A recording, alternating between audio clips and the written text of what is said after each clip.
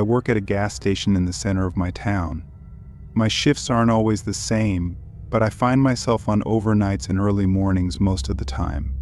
I'd been there for a whole year at this point, and honestly, I didn't have many negative things to say about it. It was just a normal mid-paying job that only required me to stand in one spot for 8 hours and talk to the occasional customer.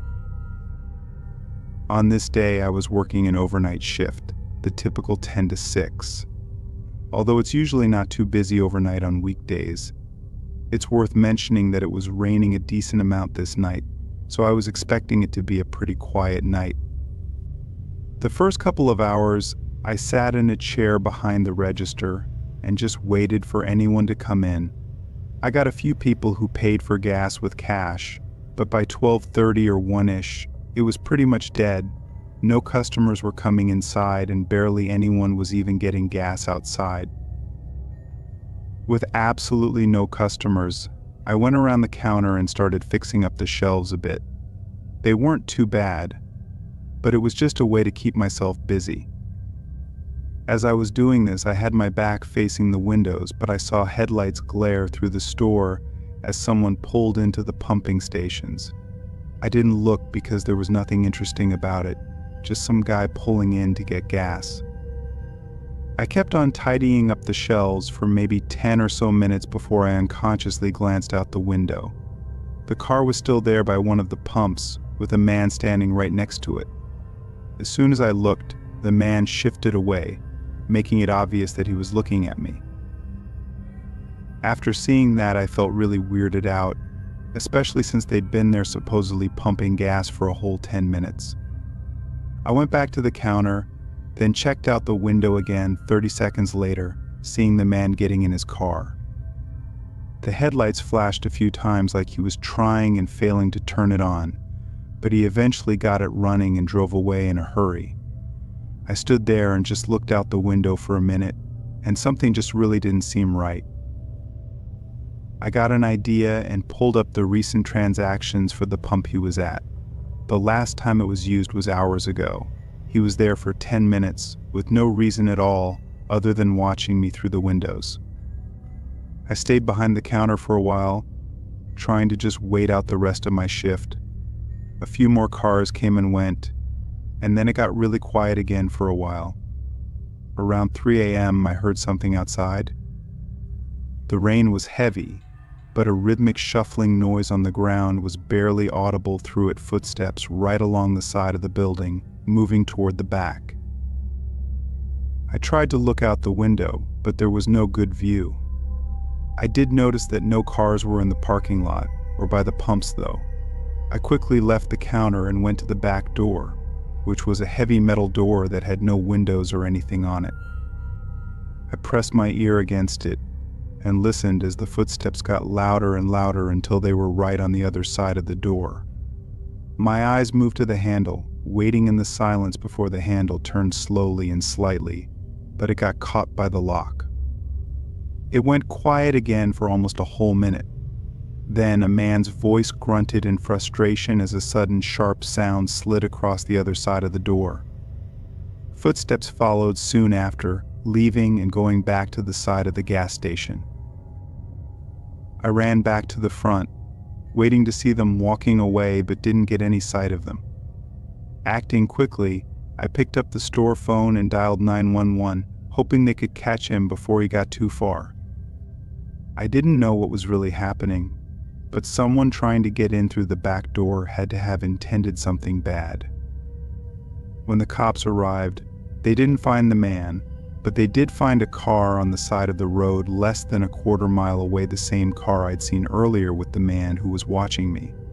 It had run out of gas and had mismatching license plates. It turned out to be a stolen car from 2 states over. The other thing they found was a long scrape across the back door made by a sharp metal object, likely a knife. Knowing all these details, I think I actually got extremely lucky, as the man was probably on the run already and could have been planning something bad.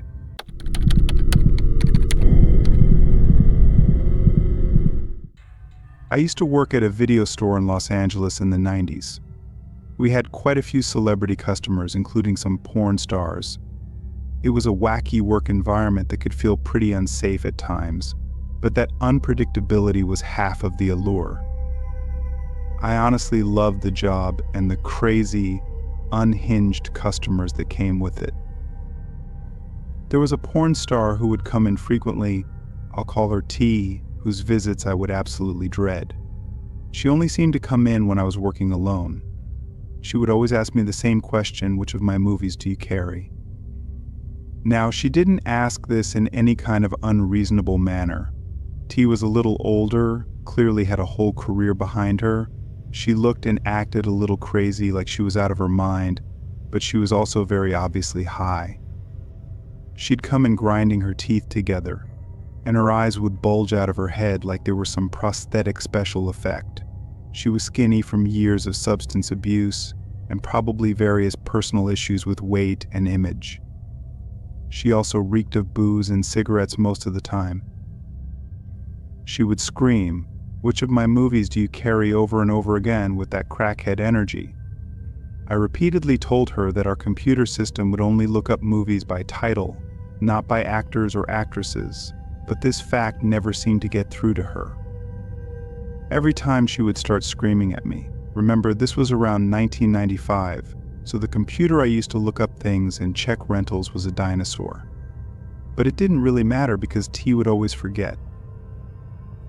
"How in the hell can you find out which of my movies you have?" she would scream. I offered to walk her back to the adult section so she could see the stock on the shelves for herself, but she would always scoff, totally disgusted at that idea. This was bewildering because she was a porn star who had already come into the adult film store. "I'm not going in there," she yelled. "Lady, you're already in here. What's it going to hurt to go scan the shelves real quick?" In my head, I'm thinking she's a porn star and won't walk the aisles and look at the covers. It made me think she was even crazier than she was letting on. What did she think she'd find in there? Just how out of touch with reality was this woman anyway? She would yell at me for a bit before calming down and then leaving, but this scene played out at least a dozen times. She wasn't the worst customer I had, but she became the one that I dreaded the most. Then, one week, she didn't show up. Monday, Tuesday, the whole week went by and still no tea. It was a huge relief, but part of me wondered if something bad happened to her. Was she getting extra spun out and would come in even crazier? The reasonable side of me figured she had moved on. Another week went by without her presence, and she left my mind entirely. Fast forward a month or so. Guess who comes slithering through the double doors? It's T, and she looks like hell. First off, she clearly hasn't showered for several weeks, maybe since the last time I saw her.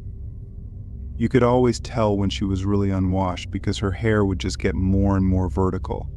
I don't know how else to explain it other than the grease would just hold up this overly dyed, frazzled hair.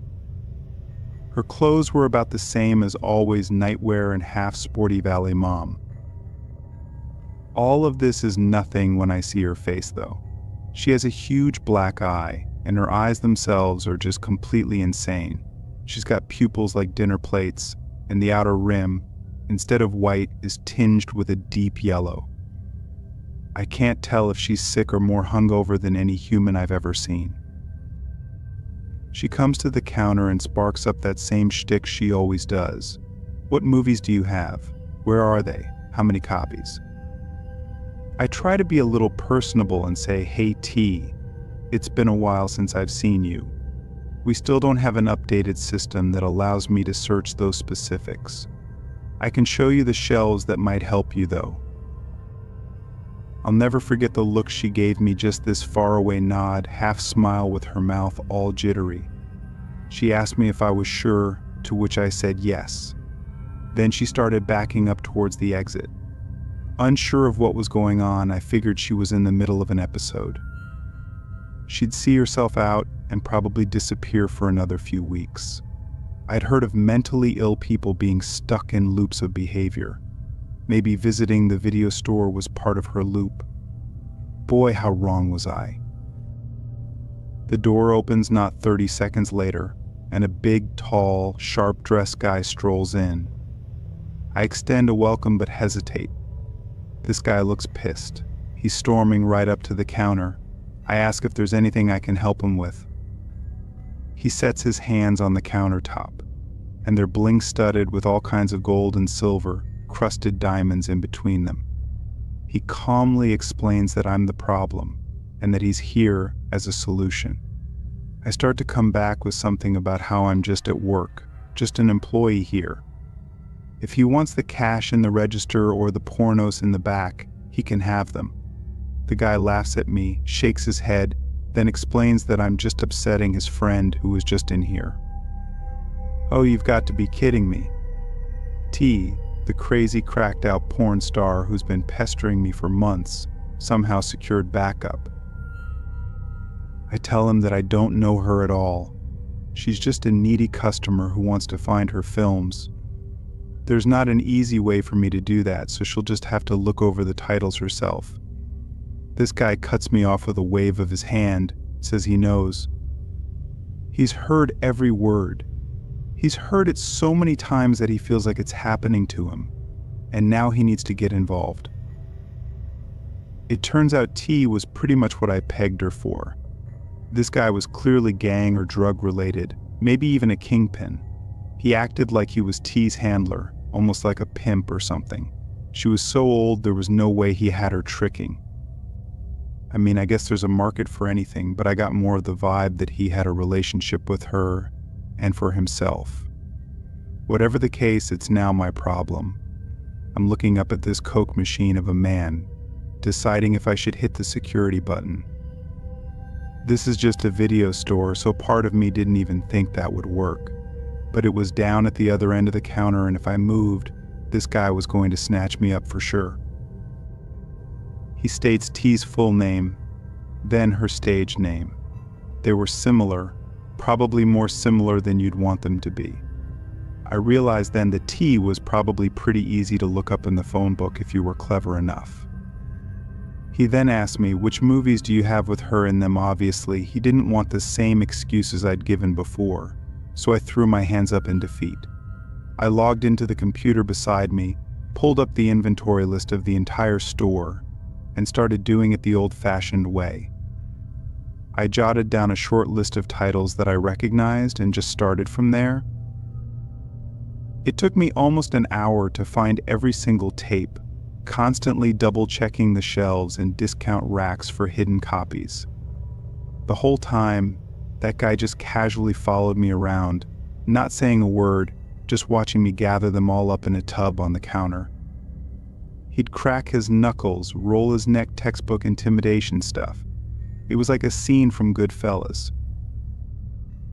It was only after I started to pile up all the tapes that I realized just how extensive T's career was. She was a mainstream actress for like 20 years, from what I could tell, and had been produced by some of the bigger studios throughout the decades. It occurred to me that this crackhead burnout probably still received checks for some of this stuff. Now the guy behind me made sense. As I said, I did it. That was it. I told him it'd take me a minute to wring them all out. He asked what I meant by that. I said a charge for all the films. I explained I couldn't just let 80 or 90 tapes disappear from our store. The guy picks up the bin of movies with one arm, slides a pistol out of his waistband with the other, looks me up and down, sets the barrel on the counter, then asks me if we're good. I just nod with a sigh, tell him to take care. I called my boss after I saw them leave the parking lot, who in turn told me to call the police. Both of them showed up 20 minutes later. The police took a statement, and my boss filed a report of robbery, then fired me right there on the spot. I've thought a lot about that guy, who he was, and why they wanted those movies.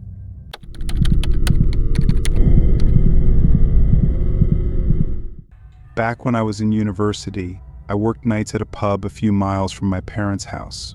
We lived in the countryside, so I had to commute to nearby Leeds on weekday mornings. On weekends, I spent my nights earning much-needed beer money. When my late shift at the pub ended, I had to walk about 2.5 miles along narrow, poorly lit country lanes to get home. We had a taxi service in the nearby village, but on weekends it was pretty much fully booked. Besides, I didn't want to spend my nightly wages on a taxi. One of the great things about working in countryside pubs was the phenomenal tips. The sense of community and old-fashioned values meant that farm hands and landed gentry alike always tipped on their orders. Sometimes it was just 20 pence, but occasionally they'd leave 4 or 5 pounds of change, especially when they'd had a few too many and were feeling generous. My shifts usually ended at about 11:30 p.m. once last orders had been called and we'd cleaned down the bars. All the staff would usually hang around for a drink until about midnight before going our separate ways. One Saturday had been particularly busy. The weather was spectacular, and there had been some kind of garden festival in the area.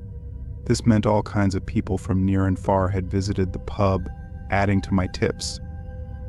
By the end of the night, I had €112. It was more money than I'd ever had in my life, and I didn't want to waste any of it on a taxi. A belly full of lager would see me home with no problems. So off I went, merrily meandering home, feeling like a very rich man as I planned how to spend my newfound fortune. It was dark out, really dark, with only a sliver of the moon to light my way, but I was too buzzed and cheerful to care. About a mile into the journey home, I was blasting some AC/DC in my earphones when I saw the lights of a car coming up behind me. It passed slowly at first, and I thought the driver might ask for directions, but the car just kept going. Since the festival was on, I thought nothing of not recognizing the vehicle or its driver. But once the car had passed me by about 200 yards, it just stopped in the middle of the road. I watched it sit there for a minute, continuing on my way until it dawned on me that it wasn't going to just drive off. I got the weirdest feeling that it was waiting for me. I know that sounds paranoid, but sometimes you just get a bad feeling about something, a tight feeling in your stomach that tells you something is badly wrong. So I stopped walking and stood at the side of the road, staring at the car's rear lights until it finally revved its engine and took off into the night.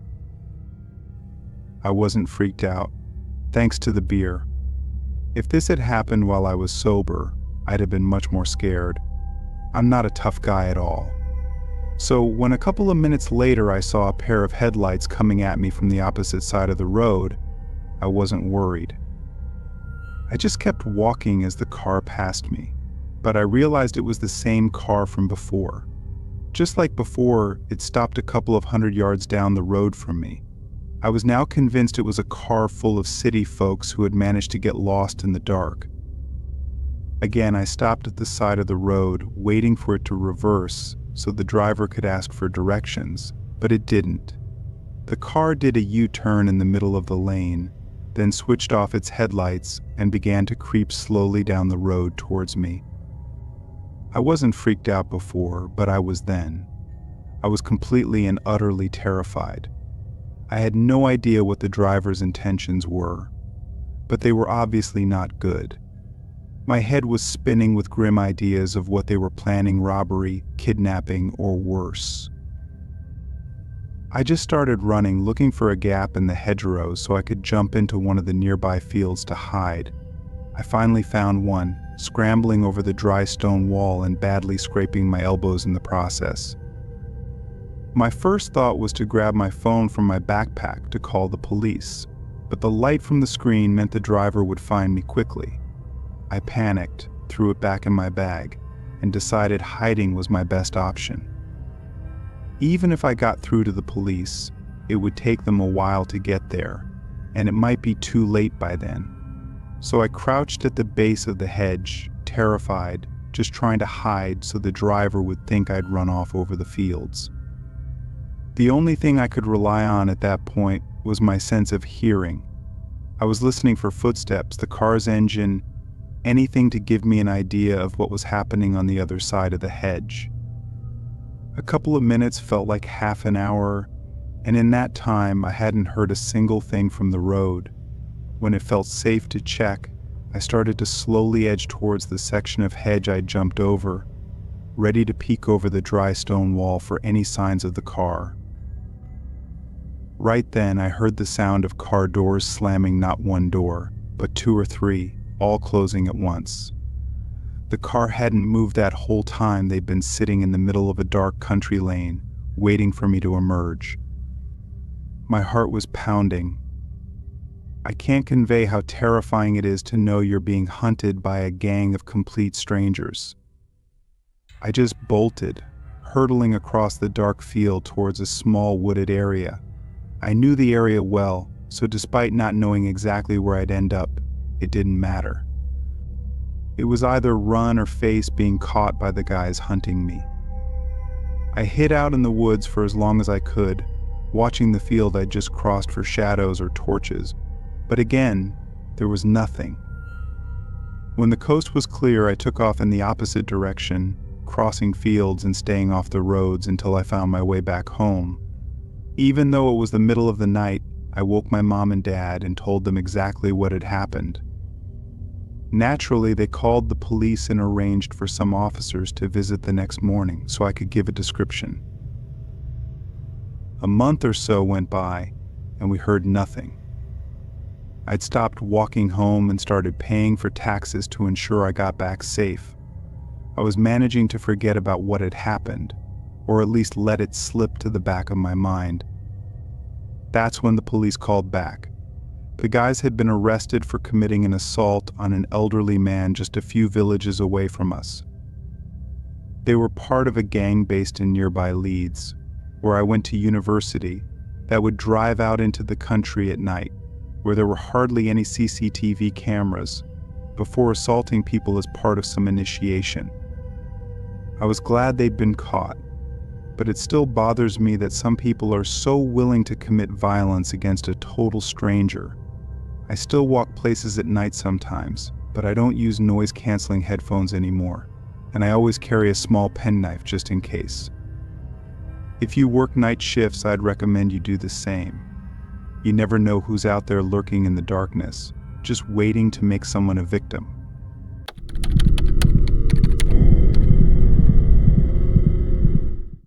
I was working late at the office one night.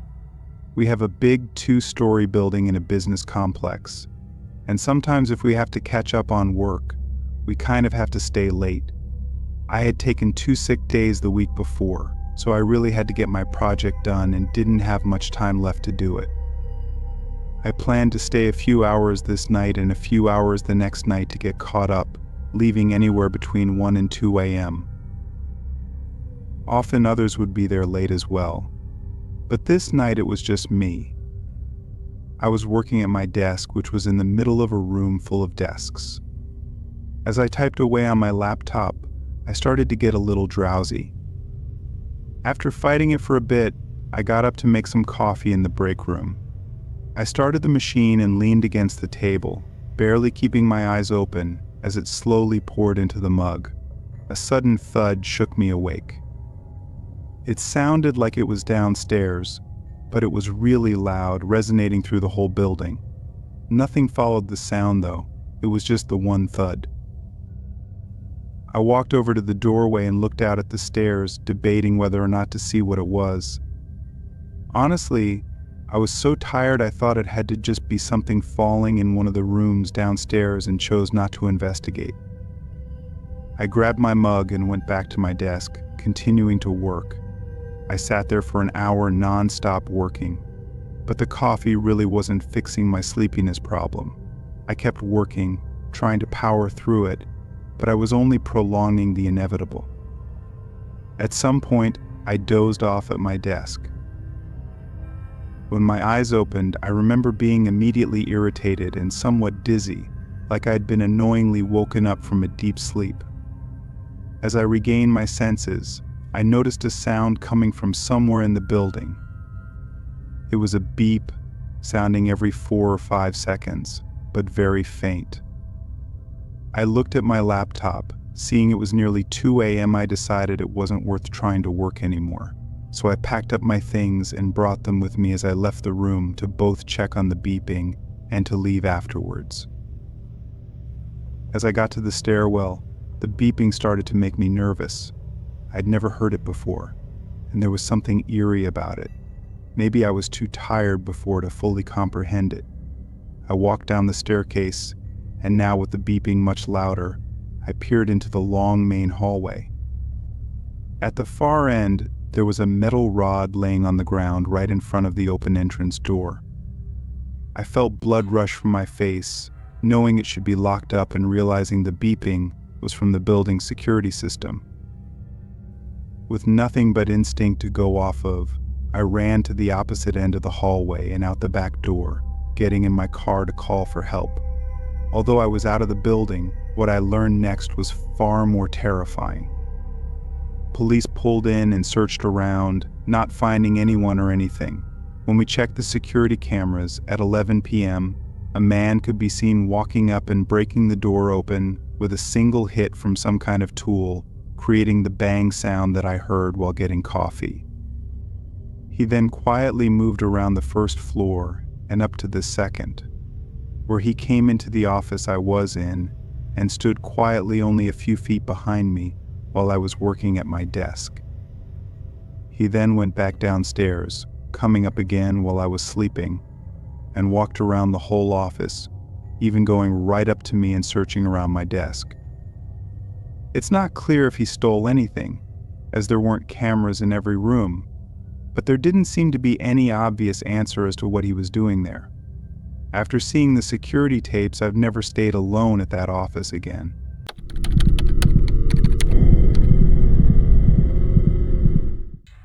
I used to work night shift security, and by far the scariest thing I ever encountered was when I chanced upon a robbery in progress. I was patrolling one of our assets around the start of my shift at 10 p.m., walking around the perimeter of the building. Everything looked in order except an air conditioner near ground level that had fallen out of place.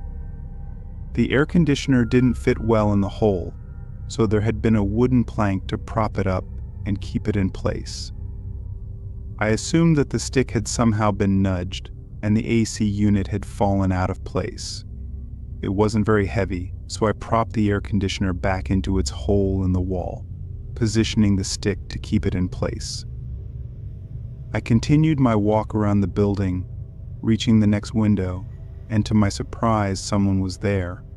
The light in the room wasn't on, but there was a bit of light entering the room from the hallway that the office space was connected to. It wasn't uncommon for a worker to be working late on a project or either use their code to re-enter the building and grab something they had forgotten earlier. I pressed my face to the glass to see who it was and if I would recognize them. Once I was peering through the glass, I could make out that it definitely wasn't an office worker. The person was wearing a ski mask over their face. They noticed my face pressed up against the window and hustled out of the room. Realizing that a robbery was in progress, I quickly put 2 and 2 together, figuring out that the fallen air conditioning unit hole was most likely the way they had entered the building. I immediately pressed a button on my phone in an app that my company used to notify police if they needed to send cars to my location. I was still standing only about 100 feet away from the AC unit, so I ran over to see if that was going to be how the perpetrator would attempt to escape. Sure enough, shortly after I had reached the AC unit, it came flying out at me as the intruder pushed it forcefully from inside. The AC unit was knocked straight backwards into my chest, and I watched as the person in the ski mask flew through the hole in the wall, barreling into me and the AC unit that I had somehow managed to catch. The suspect ran into a nearby neighborhood, but the police arrived soon after and had them cornered in a city block, shutting down the entire street and eventually capturing them. It felt good to say that I had stopped an attempted robbery in progress, but I'll never forget the image of the person flying through a dark hole in the wall directly into me. It was quite terrifying, and I had nightmares about it for the next couple of nights.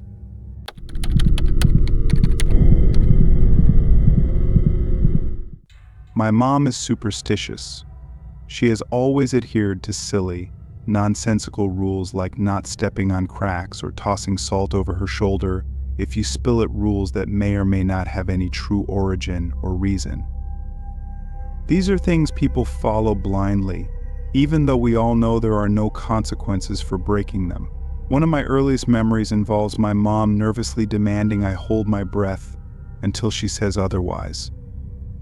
I don't remember where we were coming home from late at night, but Mom and Dad were in the front seat, and I was in a car seat, half asleep. Suddenly she said urgently, "Jason, hold your breath." She'd smack Dad on the arm. "You too, please. Just do it." Then she'd gulped in a big breath and held it as we traveled down the foggy night road. Once she released her breath and said, "Okay," my dad laughed. He was used to her superstitions and normally just went along to make her happy. "Why'd I have to hold my breath, Mommy?" I'd asked. Mom swiveled in her seat to look at me. "Because we were getting ready to pass a graveyard. Didn't you see it?" I hadn't seen it, which I was glad about. "It probably would have spooked me out." I shook my head. "Well, anytime you pass a graveyard at night, you must hold your breath until you make it safely past." I frowned and wrinkled my nose. "You do? Why?" I asked. She gave me a serious look. "Son, you just do, that's why. To be safe. That's why it's so important to always pay attention to your surroundings." Sometimes I think back to that and laugh a little. To think it's important to pay attention to your surroundings for the sole purpose of knowing when you're passing a graveyard. It's sort of funny. Do you know what it takes to get hired at a graveyard? Like as a job? Well, actually, in my case, it took exactly no effort. It took my dad drinking coffee with the city workers at the local diner on Sunday mornings and volunteering me when they said they needed a part-time groundskeeper. I didn't particularly care for the idea, but I did like money. And spring had come, so the weather was getting pretty nice. So I guess I didn't mind too much when I started working Mondays, Wednesdays, Fridays after school, and Saturday mornings at our town's small cemetery.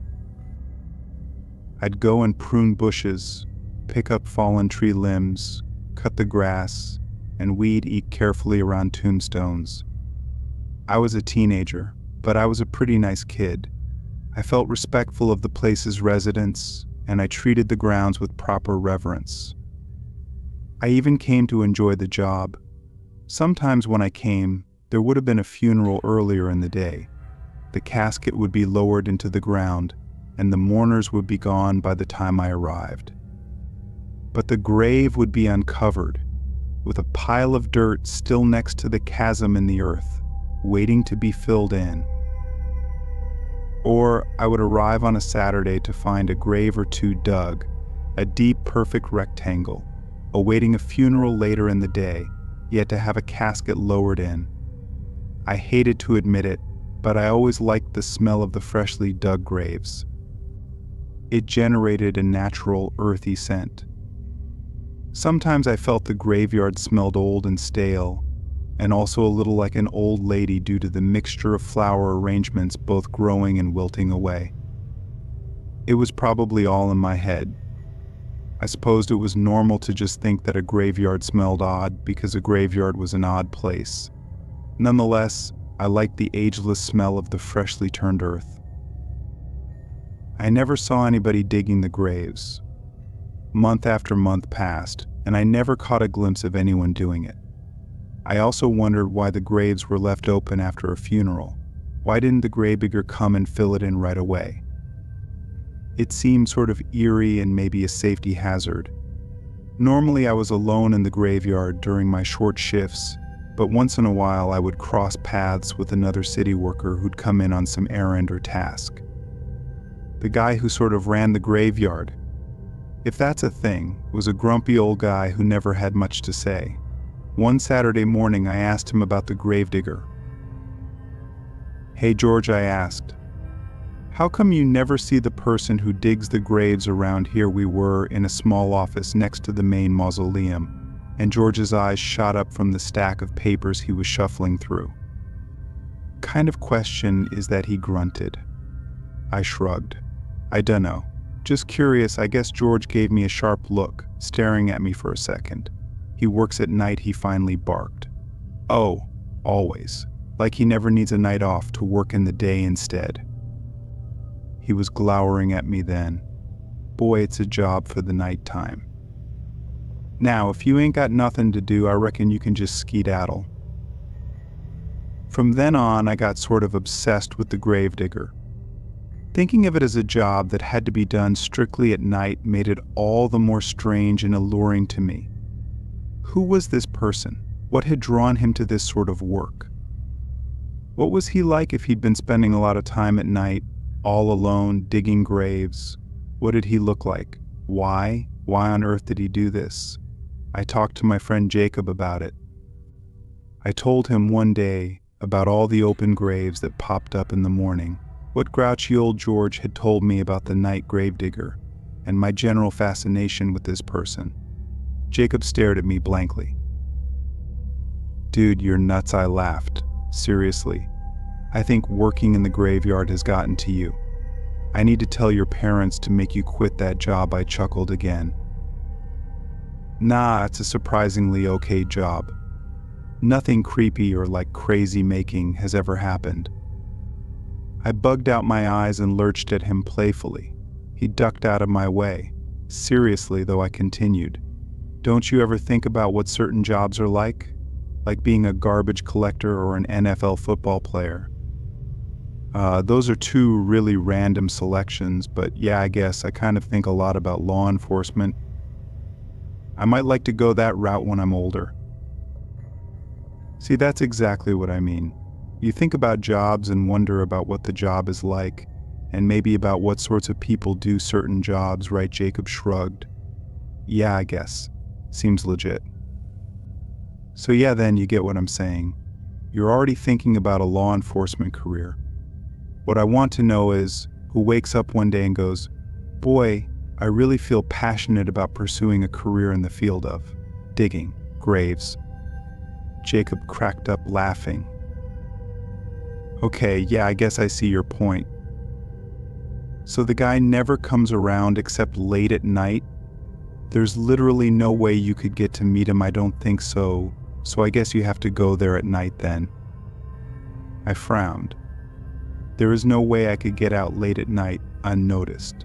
And anyway, it's illegal to go into a cemetery past dark if you don't work there, dude. "You do work there," Jacob informed, rolling his eyes. "Well, I mean, it wouldn't be my time to work, so it wouldn't be okay for me to be there. And anyway, don't you think it might kind of freak him out if someone just showed up late at night?" Jacob thought about it for a minute. "Well then, I guess your only option if you really wanted to get a look at this guy would be to install a camera," what I cried. "Sure. Like a little motion-activated camera. Like a Ring doorbell or something. Just put it somewhere that it most likely won't be noticed, and then it'll just kick on when someone moves near it." "That sounds sort of stalkery," Jacob shrugged. "You sound sort of stalkery, dude. Wouldn't that be pretty sketch?" "Like, don't you think we could get in trouble for this?" Jacob asked with a laugh. "I mean, I suppose you could get in trouble. But the trick would be to leave it somewhere low-key and then get rid of it once you're satisfied. And if someone finds it and bothers to trace who it belongs to, which they probably wouldn't, then you could just make up something about being worried about vandals and trying to do a community service." "Wow. Great idea," I exclaimed. "You have sort of a criminal mind for someone who wants to be a cop. Hey, well, maybe that'll make me an excellent cop."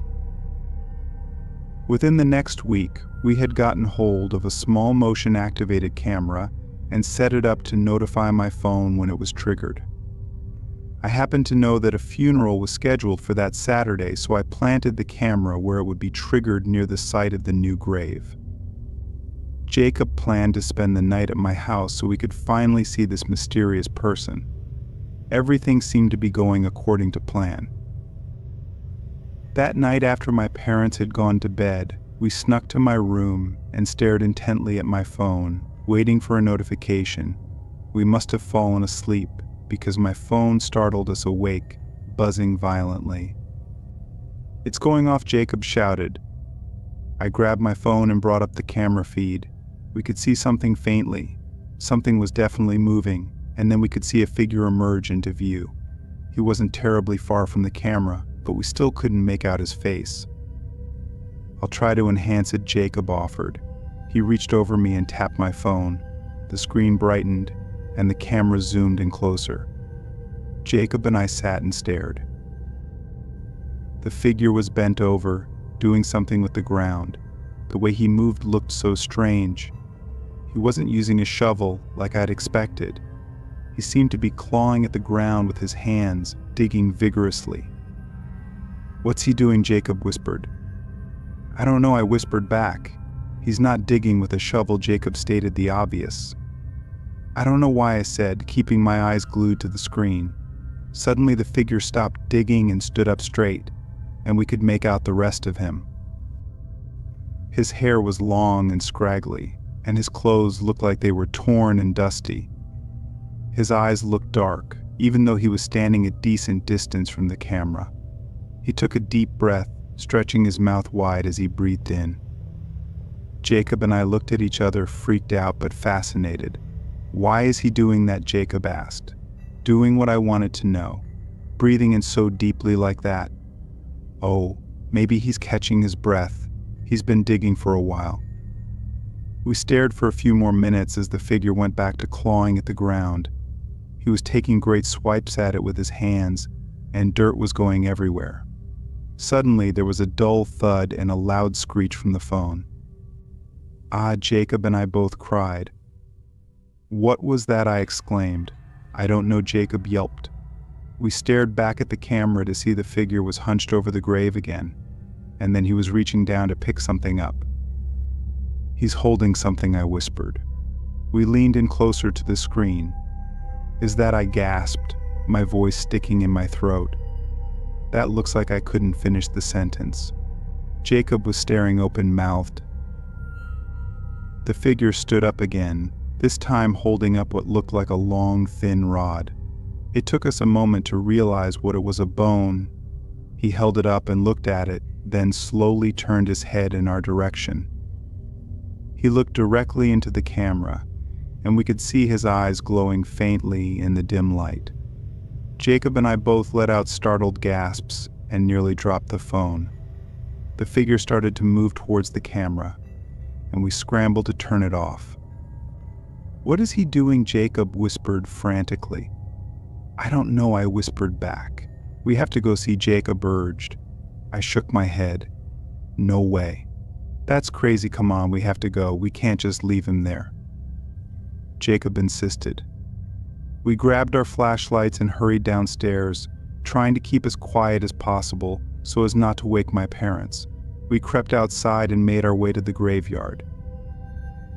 As we approached the area where the camera was set up, we could see the figure in the distance. He was still standing near the open grave, holding the bone. We hesitated, unsure of what to do next. Should we call the police? I asked. "No, let's just see what he does," Jacob replied. We watched as the figure slowly lowered the bone back into the grave and began to cover it with dirt. He moved with a slow, deliberate grace, as if he was performing some kind of ritual. Once he was done, he stood up and looked around, seeming to take in the surroundings. Then, without warning, he turned and started walking towards us. "We need to hide," Jacob whispered urgently. We ducked behind a nearby tree, trying to stay out of sight. The figure passed by, and we held our breath, hoping he wouldn't notice us. He continued walking, and we breathed a sigh of relief once he was out of sight. "Let's get out of here," I whispered to Jacob. We made our way back home as quietly as possible, both of us shaken by what we had witnessed. The next day, we went back to the graveyard to retrieve the camera. As we approached the area, we noticed that the grave was completely covered up, and there was no sign of the figure. "Do you think it was all just a dream?" I asked Jacob. "I don't know," he replied. "But I think we should keep this to ourselves for now," we agreed, and went our separate ways, both of us unsure of what we had seen. From that day on, I couldn't help but feel a sense of unease whenever I passed by the graveyard. I couldn't shake the feeling that the gravedigger was still out there, watching and waiting.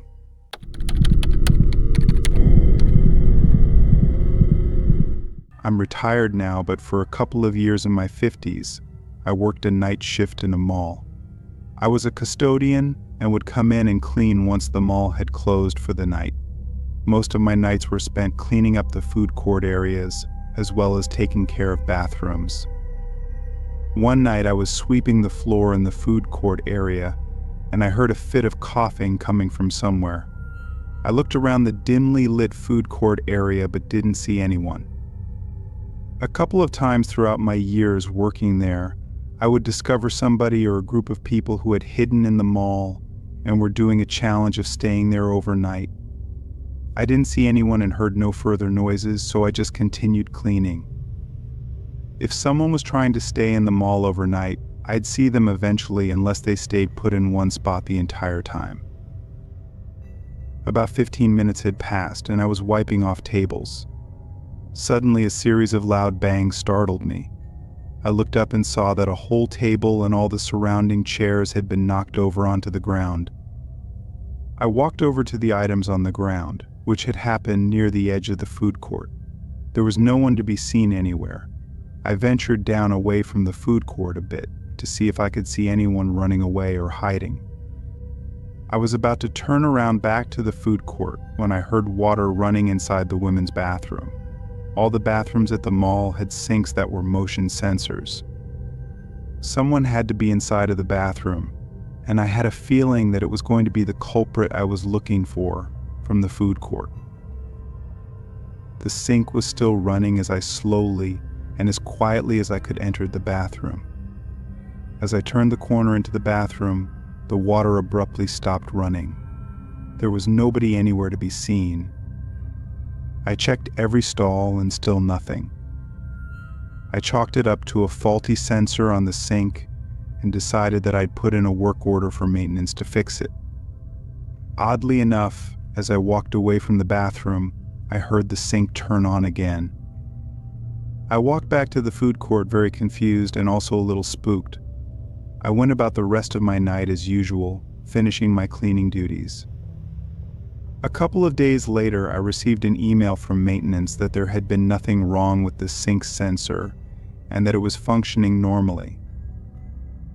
From then on, at least once a week, I would hear the water running from the sink in that bathroom.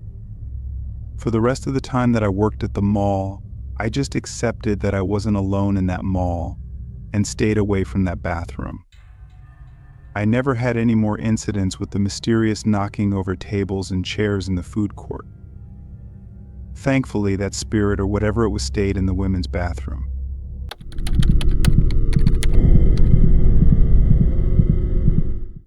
I spend the nights working as a security officer. My job is to travel around to various buildings, mostly businesses that hire my company for security. I swing by each of these places multiple times at night, ensuring that nothing funny is going on and the building is secure. Honestly, my job is really boring, as you can picture that on a night-to-night basis. Not much is going on around an office building. I'm required to walk around each entry point to the building, making sure that it's locked and secure. I have keys to all these buildings in case I need to go inside, but in the 3 months working this night shift, I never had to go inside a building. However, that all changed during a shift I had 2 weeks ago. I had reached my third building of the night, which was a smaller 4-story office building. I made my rounds around the perimeter of the building, shining my light up at windows, ensuring they were intact, and pulling on doors, making sure they were locked. I circled around to the backside of the building. When I did, I was shocked to see that a door was not only unlocked but also propped open. I never had to deal with a situation like this before, and, quite frankly, I was nervous to go inside the building. I maneuvered my way through the building, moving very slowly and shining my flashlight into every room and corner. It took me a while, especially since I was nervous, but I made my way through all 4 floors of the building without seeing anything unusual. I made my way back to the door that had been left open, removing the prop in the door and locking it behind me. I continued my rounds, making my way through the rest of the buildings that needed to be checked for the night. I decided to head back over to the office building that I had walked through earlier to make sure that everything was okay.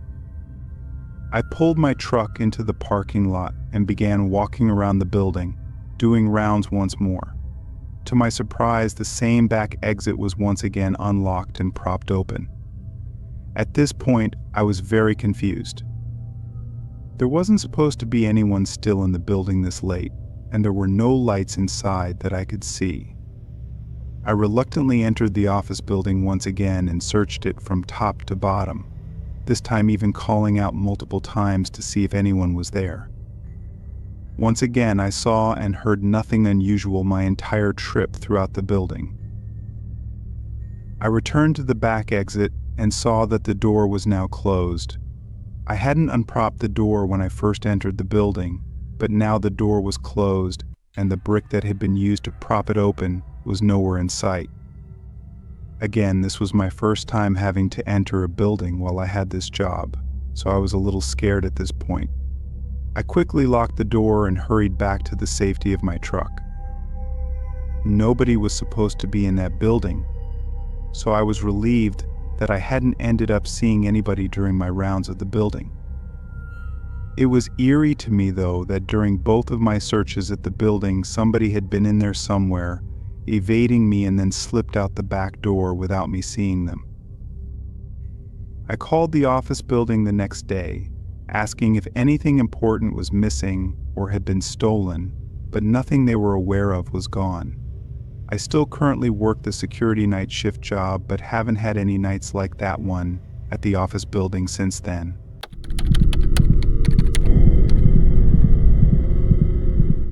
For the past couple of years, I've had the same job. I'm a janitor for a popular fast food restaurant.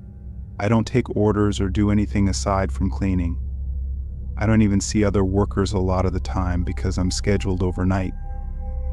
At the restaurant, everything needs to be deep cleaned every day, and during open hours, it's basically impossible to do. I'd never had anything happen during my shifts aside from the occasional customer knocking on the window asking if we're open. On this night, I came in and got to work like I usually did. A couple of other employees were still there when I got there, but by 10, which was an hour after closing, it was just me for the rest of the night. I popped in my headphones and started scraping the grills and prepping everything that needed to be hosed down.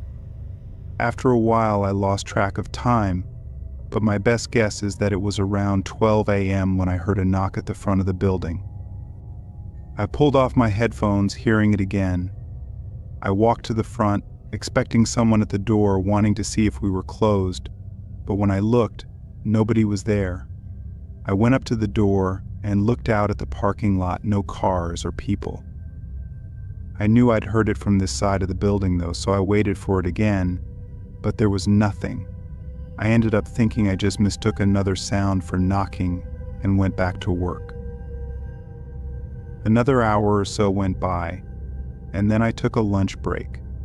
I grabbed my lunch bag and sat at one of the tables in the middle of the dining area, taking my time since I was actually ahead on my cleaning. Once I finished eating, I went to the back and turned to grab the mop, only to see a man's face staring at me from outside the drive-through window. He had messy hair and a blank face, but his eyes had something strange about them, like they were empty. I froze up for a second, and after a moment, the man calmly turned and walked away. My heart was racing in my chest, and I just stood in place, listening to his departing footsteps. I didn't know what to think. It was just incredibly creepy and strange. Once I got my confidence back, I opened the window and looked out to make sure he left. It was dark beyond the light of the restaurant, but I didn't see anyone, so I closed it up and locked it. I was on edge for the next hour, constantly looking behind me at the windows, feeling like I was being watched. But as my shift was coming to an end, I started to feel some relief, and the anxiety calmed down. One of the last few things I had to do was roll all the garbage bags out to the dumpster, which I was avoiding as long as I could. I checked the window before I stepped out, and it looked clear, so I quickly opened the door and got the garbage out. I started tossing them one by one into the dumpster, but not even 20 seconds in, the man appeared from around the corner. I stopped what I was doing and quickly asked what he needed. He didn't respond as he walked up to me and had that same empty stare. Now that I could see his whole body, though, he was even more terrifying, being a fairly large man and wearing a dirty and stained coat. Not knowing what else to do, I ran for the door. I opened it as the man's footsteps rushed up behind me, and as I slammed the door shut, the man was able to stick his arm into the gap, preventing it from closing. I turned and sprinted to the other end of the restaurant, getting my keys out and unlocking the front door as fast as I could while hearing the man closing the distance on me. I barely got away and ran before he got to me. I sprinted across the parking lot and as far as I could while calling the police. 5 minutes later, the police got to the restaurant. The man was gone. We got footage on the CCTVs, but no identity could be made of it. It also showed that as soon as I ran away, the man just stayed there and watched me for a bit, then left out the back door. What he wanted from me is unknown, but his creepy and objectively horrifying behavior gives me chills even to this day.